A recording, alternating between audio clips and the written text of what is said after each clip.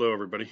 This is the weekly focus on bands I've been doing. This week is letter H. So I'm talking about some bands a lot of bands that we featured in the Rusted Metal book that we did, that we published a couple years back. This one is letter H. I'm going to try to do these somewhat in order as I usually do. First one is Hall of Flame. This was Kurt Vanderhoof's band after he stepped down from playing in Metal Church and just focused on doing more writing and studio stuff with them. But he ended up putting together this band with friends from Aberdeen. Was Tom Weber, who actually played on some early demos for Metal Church when they were trying to find a singer. That's what they ended up auditioning Dave Wayne with. Brian Smith on bass, who had a studio a few years back down in that area, and Ron Loud, Ron Soderberg on vocals. So they did this one CD on IRS. Mike Howe even sings backing vocals on one of the songs. I can't remember. Country Angel. Yeah, that's the one. And yeah, it's pretty interesting stuff. It's a little more southern type of feel. Definitely a lot different than Metal Church. Definitely more hard rock, kind of bluesier hard rock stuff. Pretty interesting stuff. They had recorded some more demos towards the second album that never unfortunately got released, but word is Kurt is putting back to not only looking to reissue or put out some of this stuff, but do a new record with the singer from Presto Ballet. And this is kind of interesting too, because they had a cover of Old Man in Ohio, Neil Young songs from Crosby, Stills and Nash. So next we got Randy Hansen. This was his self-titled solo album. Randy came from Kid Kelleher and the Cruisers, as did his first drummer and bassist.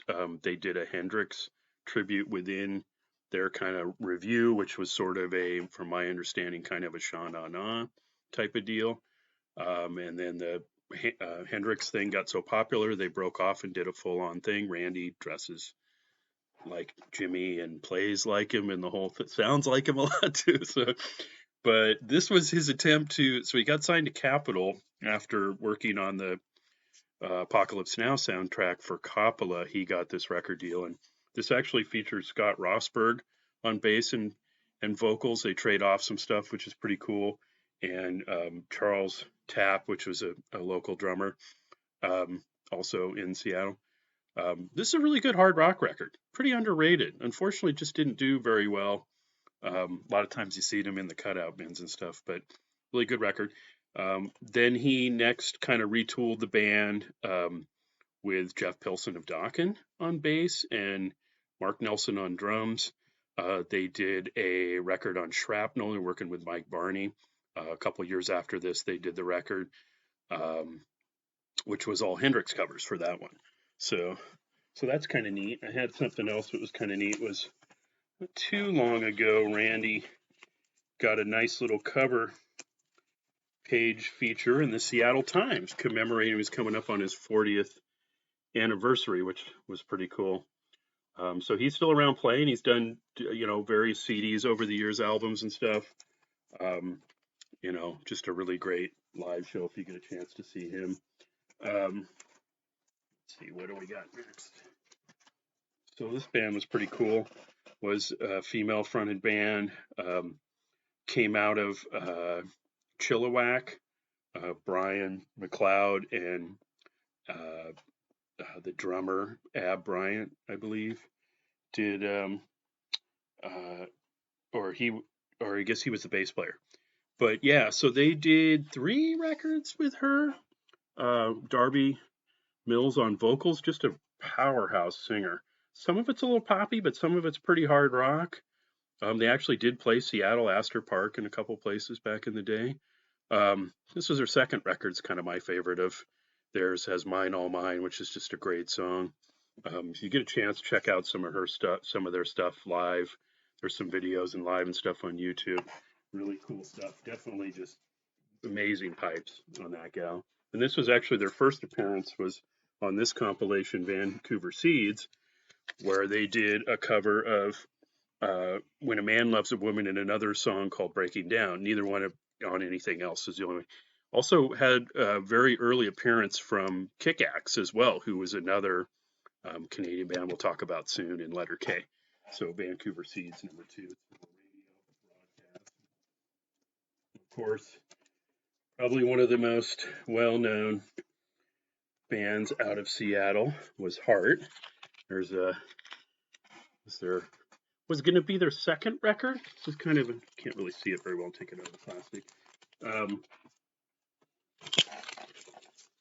So this was was going to be their second record. They didn't finish it, and they had a fallout with Mushroom Records.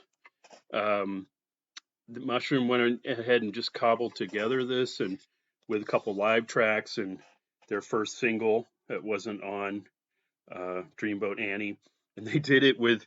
And if you could see, this is one of the rare import copies. I think only in Canada and Europe, these came out with a disclaimer that said there was no involvement from the band, and they ended up having like a court thing so they could go back in and remix the record, which was eventually what came out. And so even though Little Queen came out second, this was actually supposed to be their second record, so it's kind of an interesting story. A couple other things I was going to show is this is kind of a cool, kind of a rare bootleg from '76 show. They do some Zeppelin stuff on there too. That's pretty cool. And then a newer record. It's Beautiful Broken. This had some newer stuff. The title track had James Hetfield guesting on vocals with trading off with Anne, which is pretty cool. They reworked some older songs from a couple of their '80s records that didn't do real well. So they like Sweet Darling, Johnny Moon, City's Burning. So that's kind of cool. And then a band that we've worked with a couple times, of course, is Heir Apparent. They're kind of just on the sort of out of the kind of came out of some different bands. Terry Gorel was in Snowblind, which was a band that played Battle of the Bands, had some members of Rottweiler in it as well. And then the initial version of Heir Apparent had Corey Rivers on vocals, who was in Babylon with Jeff Tate. He played guitar in Babylon, and they kind of put it together. And it kind of evolved into the lineup with Derek Peace on bass, Ray Black on drums, Ray Schwartz actually, and Paul Davidson on vocals, who was, those guys kind of were in different bands before that. And so, yeah, so they did, so this was the original cover of their first record. It was released on Black Dragon Records in '86, and they had this artwork, which was from Matt Bazemore, who did the artwork for The Warning and some initial stuff for Rage for Order. So we put this out in 2016, which was the anniversary of it. And we were able to restore the original artwork that they had intended to use, and the label didn't, and then use this instead. And so, which is pretty cool. And this is a copy. Mine's actually signed by Matt Bazemore there, as well as all 4 of the members. So that's pretty cool. And then they did this album next, which kind of retooled the lineup with a different singer and a keyboardist. Got signed to Metal Blade and Capitol, like a co-deal, which was a pretty big deal. Had some problems with band fallout, and so unfortunately ended up falling apart as they were kind of on a bigger label. This is an earlier reissue of this. We actually reissued this, kind of restored and resequenced the way with a couple tracks taken out that weren't intended, were not from the same session originally, and cleaned up and remastered and remixed a bit. Guitar pulled back up in the mix that they tried to bury and that sort of thing. So, and the artwork's slightly different on ours. But yeah, which you can get on northwestmetalworks.com, of course.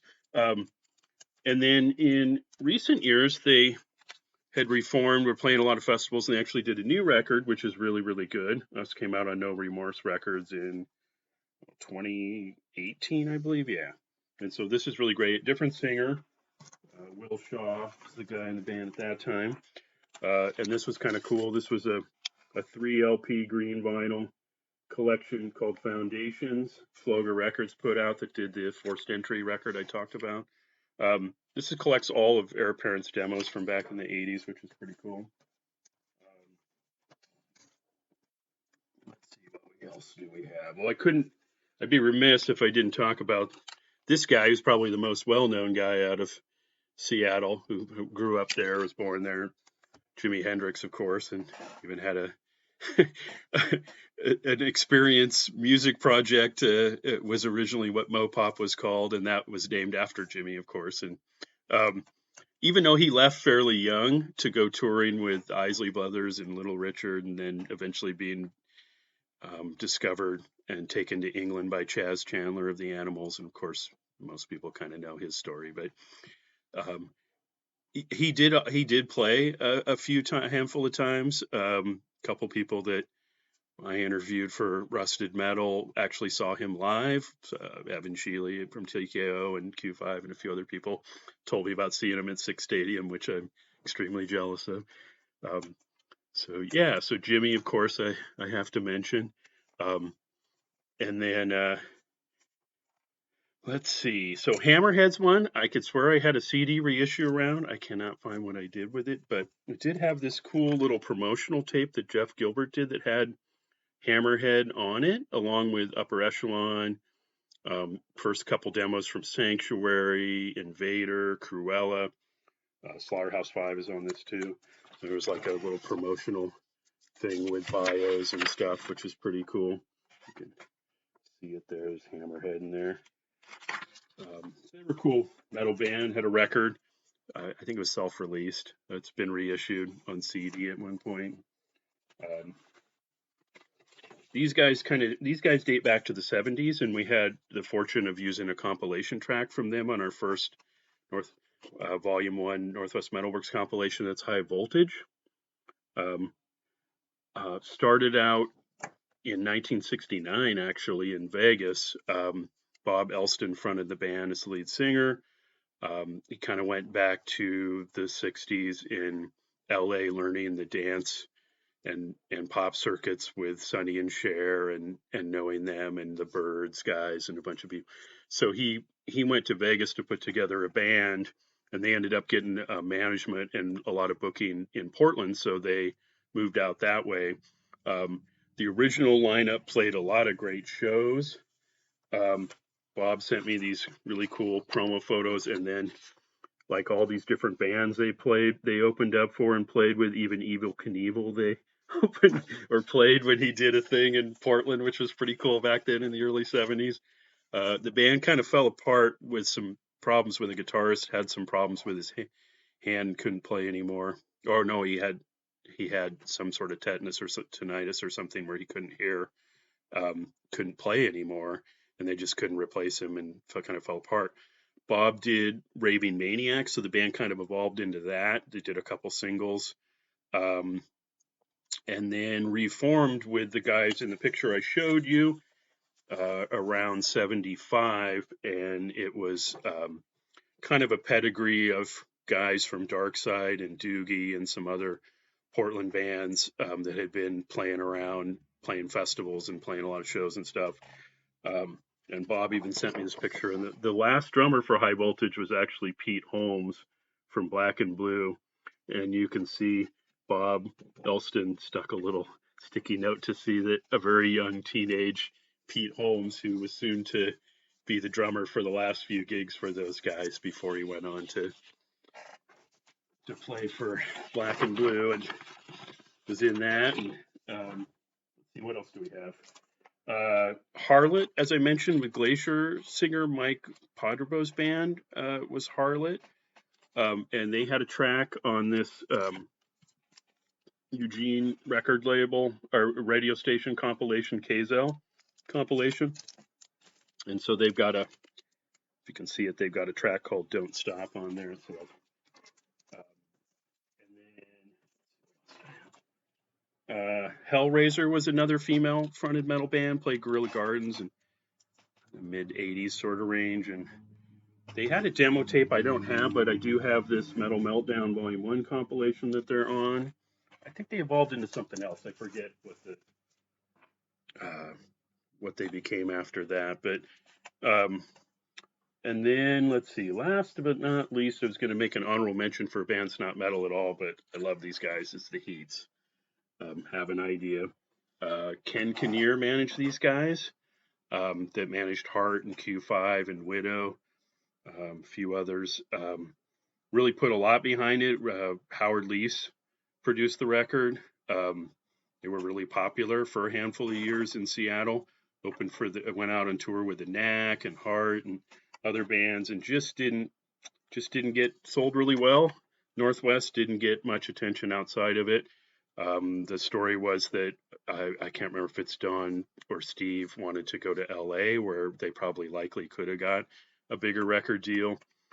Ken Kinnear himself put this record out and could never get a bigger label to pick it up. So now they're pretty much a legendary power pop band. And word is somebody is putting out a double live record from these guys that will be talked about pretty soon.